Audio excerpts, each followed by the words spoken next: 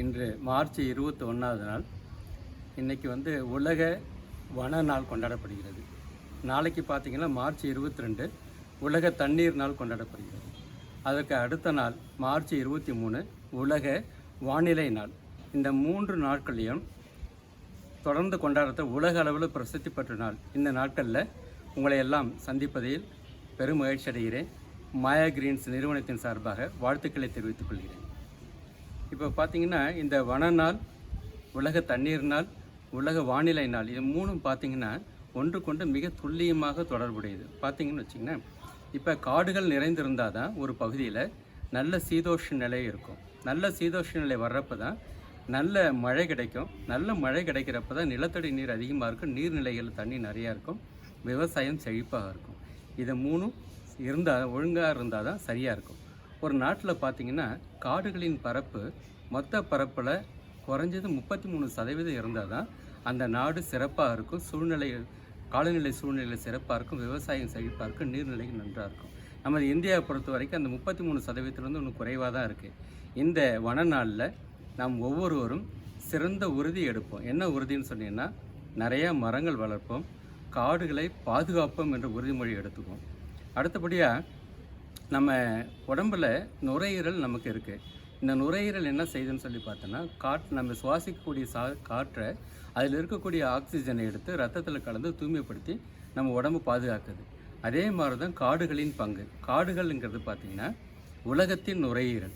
காடுகளில் நிறைய மரங்கள் இருக்கிறதால இந்த தேவையில்லாத வெளியிடக்கூடிய கார்பன் டை ஆக்சைடு, மற்ற நச்சு வாகனங்கள் வெளியிடக்கூடிய வாயுக்கள் எல்லாம் அதை கிரகிச்சு நல்ல காற்று, சுத்தமான காற்று, ஆக்சிஜன் வெளியிடுறதால காடுகளின் பங்கு மிக சிறப்புடையதாக இருக்குது. அது மட்டும் இல்லாமல் மண்ணின் வளத்தை பெருக்குது, மண் அரிமானத்தை தடுக்கிறது, மழை வருவதற்கு உதவுகிறது. காட்டிலிருந்து பலவிதமான பயன்கள் நமக்கு கிடைக்கிது. இது காடை பொறுத்த வரைக்கும். எனவே காடு என்பது ஒரு சிறந்த இயற்கை செல்வம்.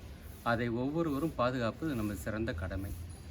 அதுக்கு அடுத்தபடியாக இந்த வானிலைங்கிறது பார்த்திங்கன்னா விவசாயத்துக்கு மட்டும் இல்லாமல் மற்ற அனைத்திற்குமே இது மிகவும் அவசியமானது. ஏன்னா விவசாயத்துக்கு தான் நம்ம காலநிலை பார்க்குறோம், அப்படி இல்லை. ஒரு ஸ்போர்ட்ஸ் ஆகட்டும், இல்லை ரயில், வான ஊர்தி, வண்டி போகிற மாதிரி இருந்தாலும், ஸ்கூல் போகிறதாரு அதிக மழை இருந்துச்சுன்னா அன்றைக்கி இதெல்லாம் தடைப்படும். இந்த வானிலைங்கிறது பார்த்திங்கன்னா விவசாயத்துக்கு மட்டும் இல்லாமல் ஒவ்வொரு துறைக்கும் அவசியமாக இருக்குது.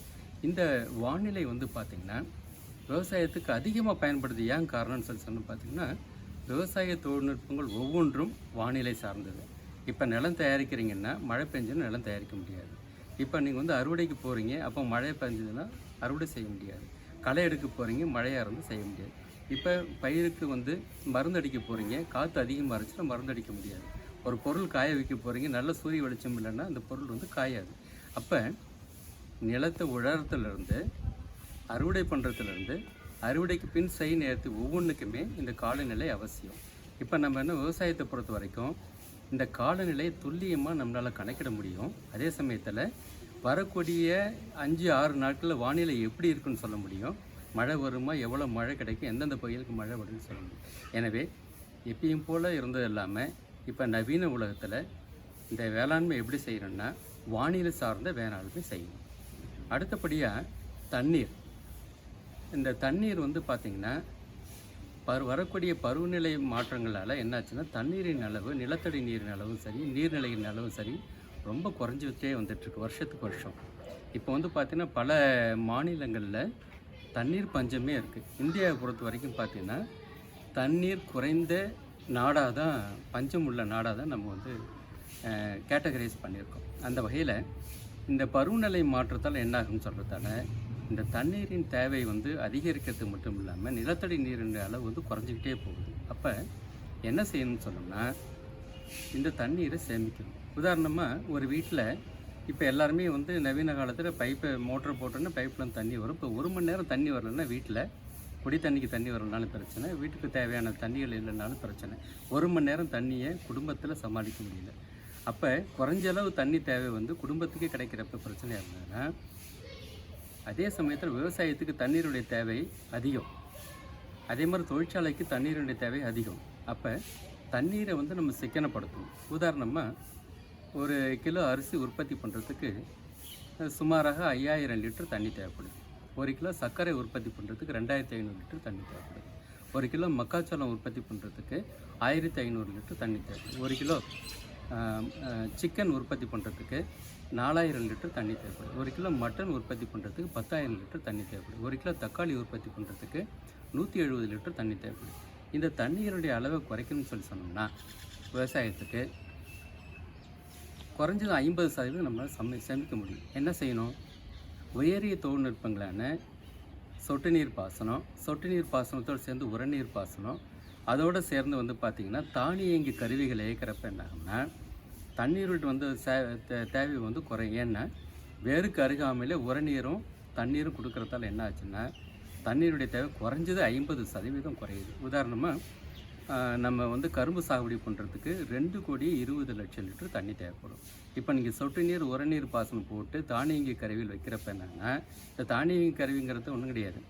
அதாவது அதை வந்து தரையில் மண்ணில் எவ்வளோ தண்ணி இருக்குது அதனுடைய சென்சார் மூலிமா உணர்ந்து எப்பப்பெல்லாம் தண்ணி கட்டணும், எப்போ மோட்ரு ஆன் பண்ணணும், எப்போ மோட்ரு வந்து ஆஃப் பண்ணணும் அப்படிங்கக்கூடிய அத்தனை விதமான நுண்ணறிவு அது பெற்றிருக்கு. அந்த தானியங்கி கருவியோடு வைக்கிறப்ப என்ன ஆகும்னா தண்ணீருடைய தேவை ரொம்ப குறையும்.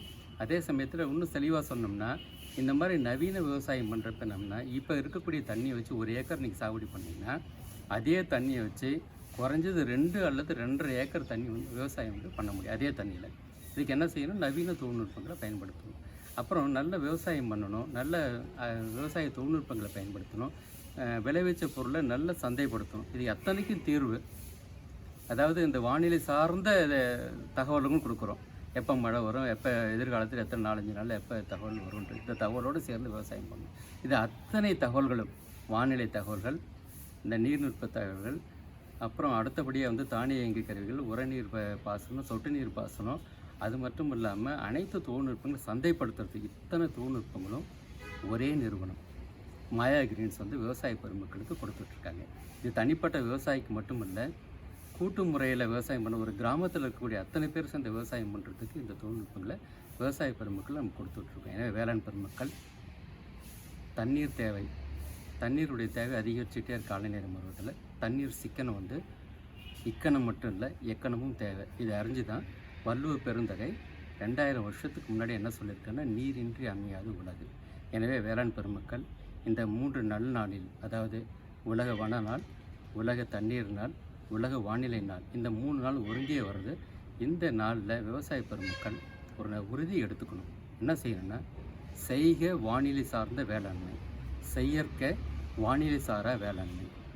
அப்புறம் அடுத்தபடி என்ன பண்ணால் தண்ணீர் சிக்கனம் தேவை எக்கணம் அப்படிங்கிற ஒரு உறுதிமொழி எடுத்துக்கிட்டு வேளாண் பெருமக்கள் இந்த விவசாயத்துறையிலும் சரி, சுற்றுப்புற சூழ்நிலைகளும் சரி, தண்ணீர் சேமிப்பதும் சரி, காடுகளை பாதுகாப்பதும் சரி நல்ல முறையில் செய்வோம் என்று கேட்டு உறுதி எடுத்துக்கொள்வோம் என்று இந்த நல்ல நாளிலே உங்கள் அனைவரிடம் என்னுடைய மனதார நன்றியை தெரிவித்துக் கொள்கிறேன்.